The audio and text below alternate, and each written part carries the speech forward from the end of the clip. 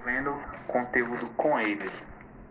E fomos designados, fomos levados a desenvolver um trabalho com videoaula dentro da sala, dentro do aspecto tecnológico, né, das coisas. E eu vou hoje ministrar uma aula para vocês sobre a Revolução Industrial, o que ela foi, qual a importância dela para o Brasil, para o mundo, para a Inglaterra, para todas as sociedades do nosso globo terrestre, não é isso? A Revolução Industrial. O que foi a Revolução Industrial? A Revolução Industrial ela foi um conjunto de transformações ocorridas na Europa Ocidental durante o século XVIII e XIX. Ela está diretamente relacionada à substituição do trabalho artesanal, que utilizava ferramentas de trabalho ali, né? A ferramenta de trabalho assalariado, que produzia que predominava o uso de máquina. Ou seja, a Revolução Industrial ela é um trâmite, ela é um processo que se dá onde temos um trabalho artesanal, que é manual das pessoas, de um grupo que está ali desenvolvendo um trabalho, né, dentro das suas casas, dentro das suas oficinas. O artesão, ele à medida das suas necessidades, ele dispõe um ritmo de trabalho menor. Mas com a Revolução Industrial, ela aumenta esse ritmo de trabalho e como se pode dizer, o artesão ele era dono de sua própria oficina, ele fazia ali o seu trabalho de forma mais eficiente, com mais cuidado. Dentro desse processo ele conseguia desenvolver um bom trabalho. E algo que é muito importante todos saberem é que a Revolução Industrial teve início na Inglaterra em meados do século XVIII e se estendeu somente a partir do século XIX para outros países. Do artesanato à produção mecanizada, né? A atividade de transformação de matéria-prima era feita de modo artesanal e o produtor, né, o artesão, controlava as diversas fases do processo. Ou seja, segundo o que o Adam Smith vai falar, é que o artesão ele fazia todos os processos do trabalho. Ele fazia o trabalho da matéria-prima até o produto final. Ele era responsável em todas as etapas, entendeu? Algo que a gente tem que falar era sobre as manufaturas, que eram grandes oficinas de vários artesãos, executavam as tarefas manuais usando ferramenta, sob o controle do dono da manufatura. Ou seja, a manufatura era uma grande oficina onde existiam vários artesãos que ali efetuavam um trabalho, mas só que esse trabalho ele era efetuado e esses artesãos eles não tinham suas ferramentas. O dono da manufatura, ele que era dono das ferramentas, ou seja, o ganho era distribuído ali entre eles. Nas manufaturas foi implantado um processo de divisão de trabalho entre os trabalhadores, né, que deu origem a uma linha de produção e montagem na Revolução Industrial. E cada um deles cumpria uma tarefa específica, não é isso? A velocidade de fabricação era extremamente maior e mais eficiente.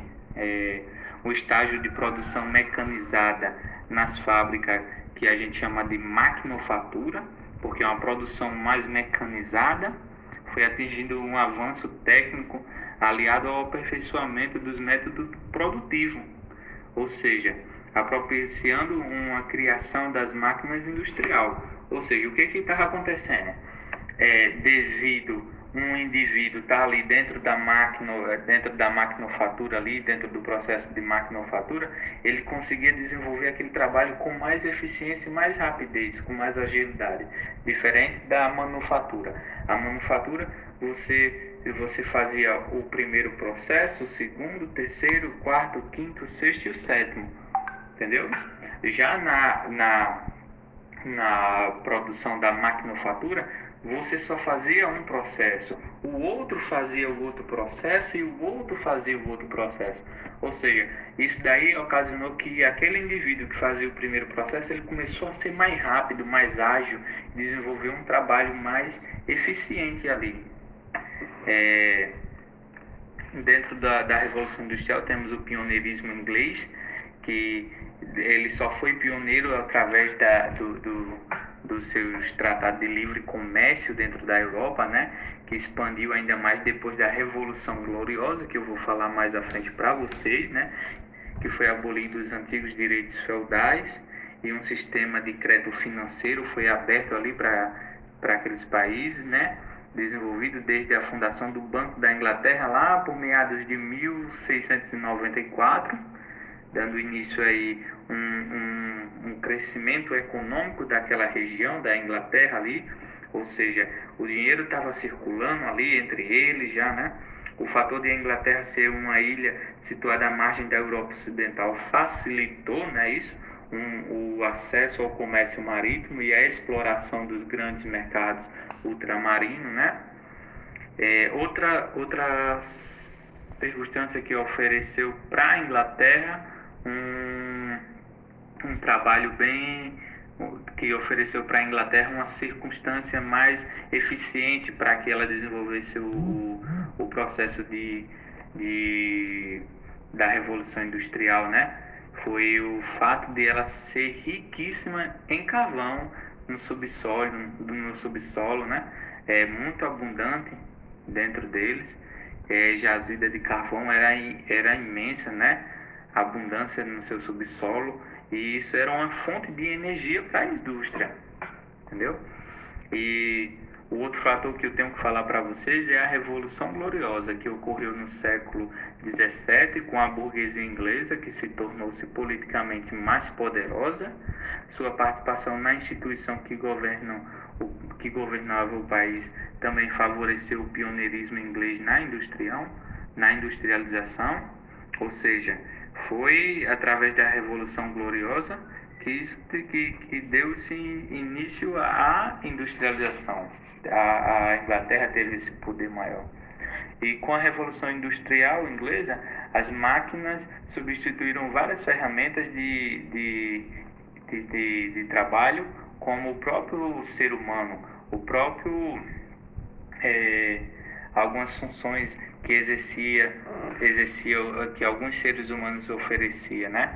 Ela substitui, mas ao mesmo tempo que ela substitui e que ela tem o seu crescimento exponencial, essas pessoas começam a adentrar dentro do novo mercado de trabalho ali, do mercado maquinofatureiro, não é isso?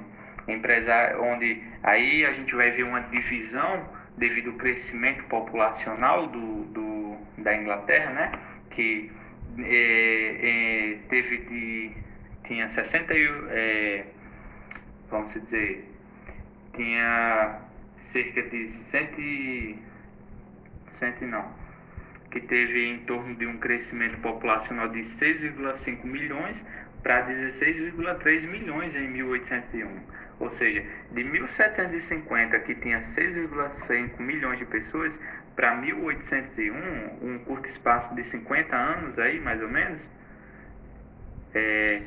de quase 50 anos, tivemos aí um crescimento de 10 milhões de pessoas. E com mais 50 anos, tivemos mais um crescimento de mais 11 milhões de pessoas. Ou seja, em um espaço de 100 anos, de 1750 a 1851, tivemos o crescimento de 21 milhões de pessoas dentro da Inglaterra.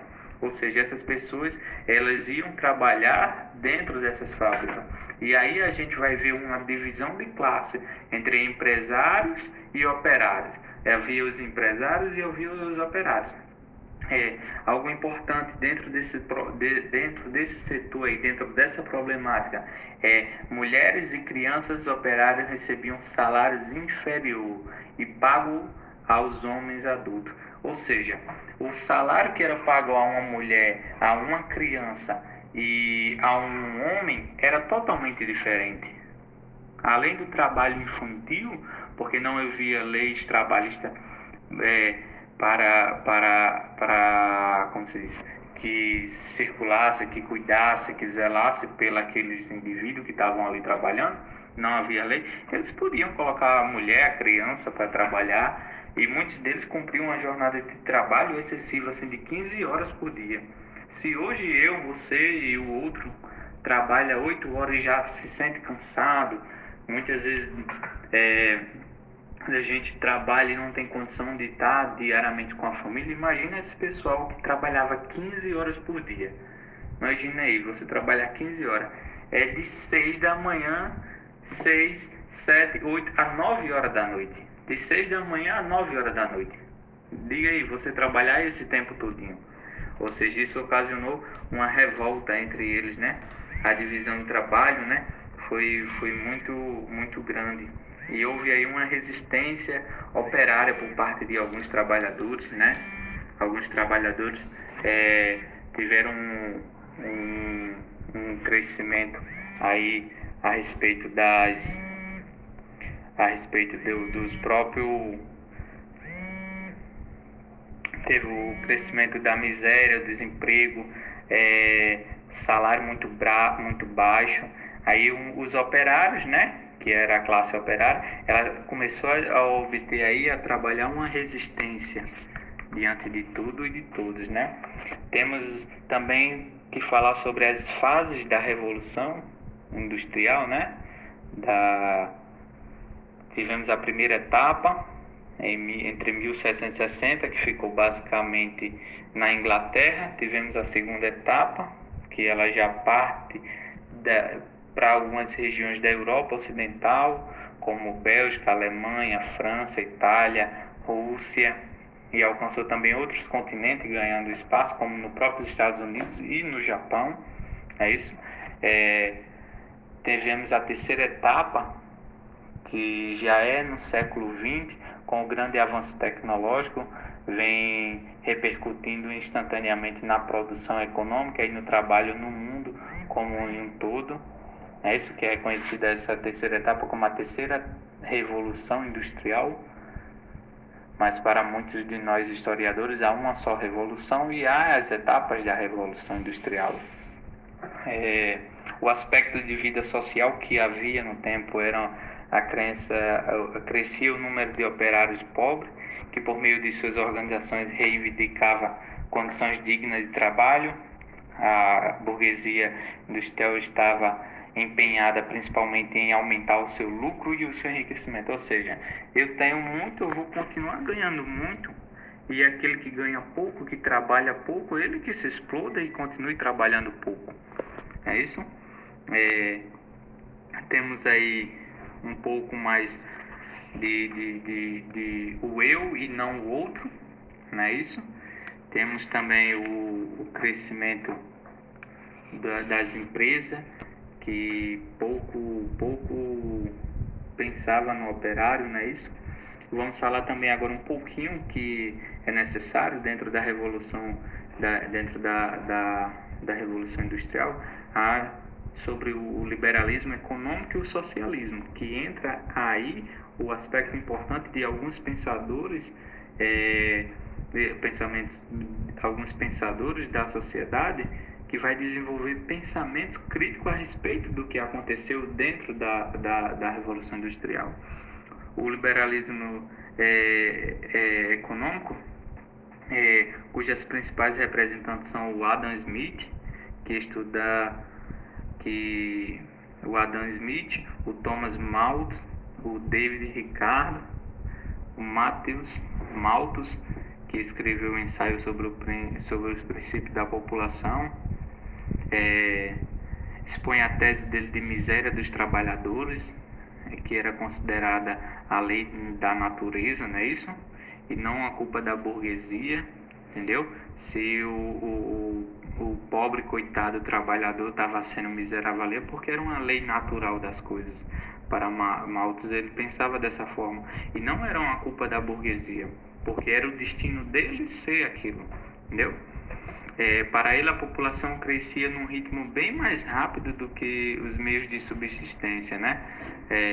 Para evitar um descompasso, seria necessário restringir o procriamento humano, ou seja, era necessário que a população humana não crescesse mais, porque não era culpa da burguesia o crescimento, não era culpa deles, era culpa do povo mesmo, que estava se procriando, crescendo.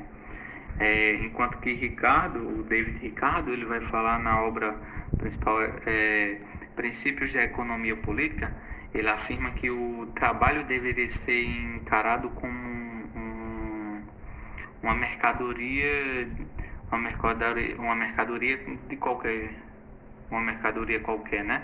O trabalho deveria ser encarado como uma mercadoria qualquer, sujeita à lei da oferta e da procura, ou seja, se você quer trabalhar, tem trabalho para você, mas essas são as condições e pronto. E você que, se quiser, quer, se não quiser, pronto, vá lá viver sua vida e eu procuro um outro que queira. Que é isso que se dá a lei da oferta e da procura. Se houver muita oferta de trabalho, o preço dessa mercadoria diminui, ou seja, se tiver muito trabalho, vai diminuir o preço. O resultado de baixo salário, na realidade, né? Para ele, não caberia ao Estado e aos sindicatos exigir aumento de salário contra essa lei, né? Ou seja, assim as leis de marco justificativo que os salários de fome e a exploração do trabalho, assim, eles estavam como se diz, justificando, embasado numa lei deles mesmos, né? Ou seja, e dentro do próprio socialismo a gente vai ver vários pensadores socialistas, e onde a gente vai ter a base de Marx e Engels, né? Que o pensador Marx e Engels, eles vão desenvolver corrente socialista, também conhecida como marxismo, que não é de forma, não, o marxismo ele não é, como se eu posso falar para você, não é algo que foi criado para dividir a sociedade, mas ele foi criado por Marx e por Engels para desenvolver um pensamento sobre as consequências que estava acontecendo com a sociedade naquele período da Revolução Industrial. Muitos criticam o Marx e o Engels, mas eles estavam ali dando suporte na forma de pensar a essas pessoas. Eles têm as suas obras, né, que são bastante conhecidas, como o Manifesto Comunista, a criação, contribuição à crítica da economia política, não é isso? O marxismo ele destaca o conceito de dialética, né, modo de produção e a luta de classes, a influência de muitos estudos da sociedade do século XIX e século XX. Ele vai trabalhar bastante isso. Ou seja, gente, é esse o conteúdo que eu queria passar para vocês aí, sobre a Revolução Industrial, sobre o trabalho que se pode ser entendido durante o processo de Revolução Industrial. E eu queria deixar aqui para vocês um filme que é bem legal para vocês assistirem, qual é o Tempos Modernos de Charles Chaplin, que ele é muito legal mesmo, ele é bem bacana, que ele trabalha o processo de industrialização e como é que ela funcionava de um método, de uma forma bem legal. Eu sempre gostei de assistir ele e indico ele para qualquer pessoa. Então, gente, era isso que eu queria falar para vocês e tamo junto. Qualquer coisa, é só falar com a gente aqui no nosso canal, deixa o seu comentário,